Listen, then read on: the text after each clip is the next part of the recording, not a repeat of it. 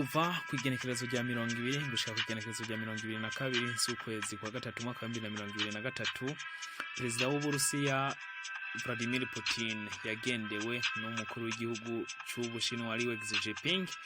Ni igihugu ca mbere yaragendeye kuva atorewe kuba umuperezida w'igihugu c'Ubushinwa ku ncuro igira gatatu nk'umukuru w'igihugu c'Ubushinwa. Ni igihugu kigira ku ngingo zisa n'iz'Ubu Russia, aho vyose biba bifitaniye umubano na communisme. Urugendo rwiwe rero rwabaye nk'inkota icumita ibihugu vy'uburengerazuba, arivyo nk'ibihugu vya Leta Zunze Ubumwe za Amerika ndetse n'ibihugu vy'Uburayi. Ariko Ubushinwa kuva intambara ya Ukraine n'Ubu Russia itangura bwagumye bwerekana ko ataho ruhande na rumwe bushigikiye, ndetse iki gihugu cagiye kinibazwa cane ku migenderanire y'Ubu Russia ndetse n'Ubushinwa. Ku rundi ruhande mu gihugu ca Ukraine, umushikiranganje wa mbere w'Ubuyapani Fumio Kishida ku igenekerezo rya 21 z'ukwezi kwa kabiri mwaka wa 2022 nawe yari yahishigikiye mu gushigikira neza na neza umukuru w'igihugu Volodymyr Zelensky, aho ndetse yanashoboye kugendera ibibanza bimwe bimwe harimwo n'ikibanza ca Bucha. Imbere rero gato yuko aza mu gihugu c'Ubu Russia, Perezida Xi Jinping byari vyagiye bivugangwa yuko inyuma yuko azoja mu gihugu c'Ubu Russia azoca abandaniriza mu gihugu ca Ukraine, ariko siko vyaje kugenda, kuko kugenekerezo rya 22 z'ukwezi kwa gatatu mwaka wa 2023 yafashe indege yisubirira neza na neza i Beijing. Ariko mushobora kwibaza ati mbese kino gihugu yari kugenda kugitemberera canke yari kukigendera bije gute? Kimwe mu bintu Perezida Xi Jinping yari kugendera muri Ukraine kwari gushira ingingo 12 igihugu c'Ubushinwa giheruka gushira ahagaragara, cerekana kungene intambara y'Ubu Russia na Ukraine yari kurangira. Ati none izo ngingo zoba zari zubatse gute canke izo ngingo zubatse gute? Nivyo tugiye kwicarira neza na neza muri kino kiganiro. Nizeye ineza na neza yuko tugiye kubana nawe. Arivyo mpamvu ndagusaba yuko kugira subscribe kuri channel YouTube yacu nimba utarabikora, kugira amakuru atandukanye uzuzura yaronkera ku gihe. Ariko imbere yuko twinjira neza na neza mu mizi y'izo ngingo 12 ingingo ku yindi, reka tubanze tugenzure ivyayazwe mw'iyi nama, ivyagiye bitangazwa n'ivyo twagiye tugucukumburira hirya no hino kugira ngo ubashe gutahura neza umubano w'Ubu Russia n'igihugu c'Ubushinwa. Ibi bihugu vyompi bisangiye urugendo rwo kugira ku nzira atari ya demokrasi nk'uko ibihugu vy'ibirangarazuba bikunze kubivuga, ahubwo bikagira ku nzira ya politiki idasanzwe ni ya gikapitaliste, ahubwo ari inzira ya politiki ya communisme, aho mu bijanye n'igenzurwa ry'ubutunzi ari leta ibifisemwo uruhara, ariko vyose bigakorwa ku nyungu z'umunyagihugu.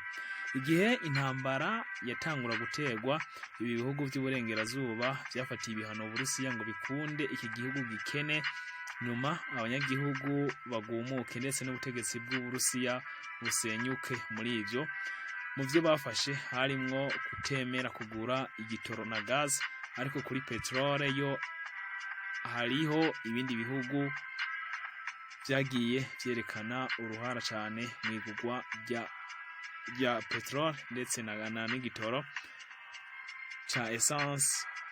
Petrole isanzwe ari ivamwo essence n'ibindi. Igihugu rero c'Ubushinwa ni kimwe mu bihugu cagiye cerekana uruhara rudasanzwe mw'igurwa rya ino petrole. Nyuma amamiliyari menshi yatanguye gusohorwa n'Ubushinwa bugura igitoro c'Ubu Russia, Ubuhindi ndetse na za Arabia Saudite, aho bwahisemo kugura igitoro c'Ubu Russia bukakigurisha abanyaburayi kizimvye cane gusumba, kuko petrole y'Ubu Russia yoroshe gucukura mu kuzimu ndetse no gutunganya kurusha. Ibidandazwa vyinshi hafi 40% bihanahanwa igihugu c'Ubushinwa n'igihugu c'Ubu Russia.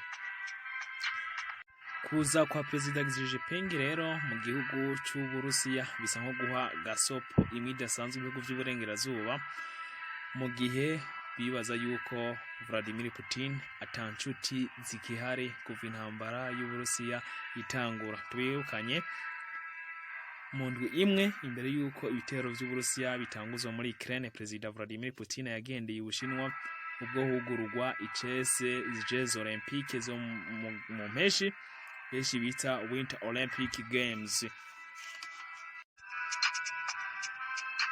Ubwo yashika mu Burusiya, Perezida Vladimir Putin na Xi Jinping basangiye hamwe ku munsi wa mbere ndetse banamarana amasaha n'ayandi ku munsi ugira kabiri, bagirana ibiganiro vyerekeye umubano w'ibihugu byose n'ukungene babandanya bashigikirana bongera banatezanya imbere. Iminsi 3 yabaye ihangiro kumva Vladimir Putin atarumwe inyuma y'iminsi 3, aho kuwa 17 z'ukwezi kwa gatatu mwaka 2023 sentare mpuzamakungu yahaye benshi bakunze kwita CP canke ICC yari yasohoye impapuro zo guta muri yompi Perezida Vladimir Putin. Uburusiya ariko bukabiha ivyamenyo. Uburusiya n'Ubushinwa rero basinyanye amasezerano yo gufashanya hagati ya Beijing na Moscow mu vy'iterambere, haba mu vy'amasoko ntanganguvu, haba mu vy'ubuhinga, haba mu vy'amahinguriro no gukoresha ifaranga ry'amaruble ku Burusiya ndetse n'amayuan ku Bushinwa mu ntumbero yo kugabanya buri gihe kwama batiteze inze ifaranga ry'Uburaya ndetse n'ifaranga ry'amanyaburaya ndetse n'ifaranga ry'amadolari ya Leta Zunze Ubumwe za Amerika. Iyi rero yari inkuru nziza na cyane kuri bino bihugu byose, ariko kandi Beijing yerekanye ko inzira ya diplomasi ariyo nzira nziza yo kurangiza intambara ya Ukraine n'Uburusiya. Putin mu ijambo ryiwe muri conference de presse yerekanye ko ibihugu by'uburengerazuba bidashaka namba yuko inzira y'ibiganiro ngo ibe, ahubwo ko bashaka inzira y'intambara kugira ngo intambara hagati y'Ubushinwa na Ukraine ibandanye ikomera. Mu minsi ya vuba rero Ubushinwa bw'igenekerezo rya 28 z'ukwezi kwa kabiri mwaka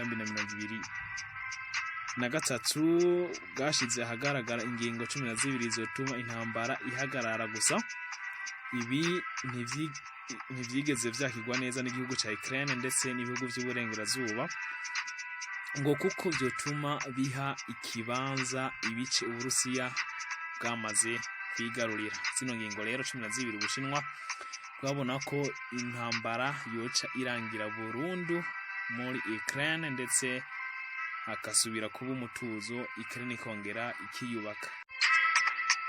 Mu ijambo ryiwe Perezida Vladimir Putin yagize ati izi ngingo n'ibisabo bishobora kuzokoreshwa mu gushigikira amahoro muri Ukraine, ariko Ukraine n'ibihugu by'uburengerazuba ntibiravyumva. Reka tugendere ku ngingo imwe yose ivyo ivuga. Ingingo 12 zasizwe hanze n'Ubushinwa kugira ngo intambara ya Ukraine n'Uburusiya ibashe guhagarara. Ingingo ya mbere ni ukubahiriza imbibe z'igihugu kuri buri gihugu, respecting sovereignty of all countries. Ingingo ya kabiri ikwikuramwo buri gihe ivy'intambara y'ubutiti, abandoning the Cold War mentality.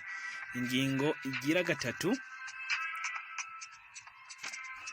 ni uguhagarika gushwana, c'est-à-dire seizing fire authority. Ingingo igira kane ni resuming peace talk, ni kongera gusubira mu biganiro by'amahoro hagati y'impande zose. Ingingo igira gatanu ni kongera kuyaga ku byifashanyo igenewe abana bariya, ni resolving humanitarian crisis. Ingingo ya gatandatu ni gukingira imfungwa z'intambara n'abanyagihugu, protecting civilian and prisoner of war. Ingingo igira ndwi ni kubika neza no kureka kwiyumvira ikoresho ry'intwaro za kirimbuzi, ni kuvuga keeping nuclear power safe. Ingingo igira 8 ni kugabanya kwikekana, reducing strategic crisis. Ingingo igira 9 ni kugabanya ibihano, stopping unilateral sanction. Ingingo igira 11 ni guhagarira amahinguriro gukora, ni keeping industrial and supply chain stable. Naho ingingo igira 12 ni kongera kubaka igihugu, promoting post-conflict reconstruction.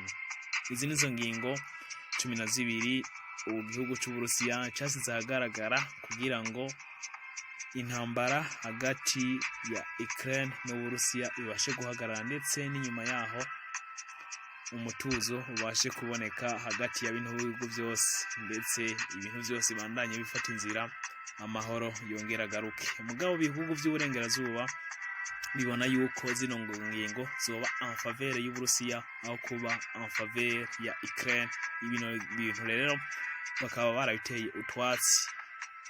Reka tugushimire kuba twabanye neza mu biganiro. Tugusaba kugira subscribe kuri channel YouTube yacu na share, like na comment kugira ngo ibiganiro bitandukanye tugutegurira uzuzura bironka ku mwanya kandi mu gihe nyacyo. Nizeye ko turi kumwe kandi tuzobandanye tuba kumwe. Icyo tugusaba nabiko biyende subscribe kuri channel YouTube yacu, hanyuma ugasangiza inkuru, ariko ntibibagira nawe gushira ko share, like ndetse unagire na share. Bibaye na ngombwa ariko urashobora kuyitaginga abandi kugira ngo baze barabe amakuru atandukanye. Thank you.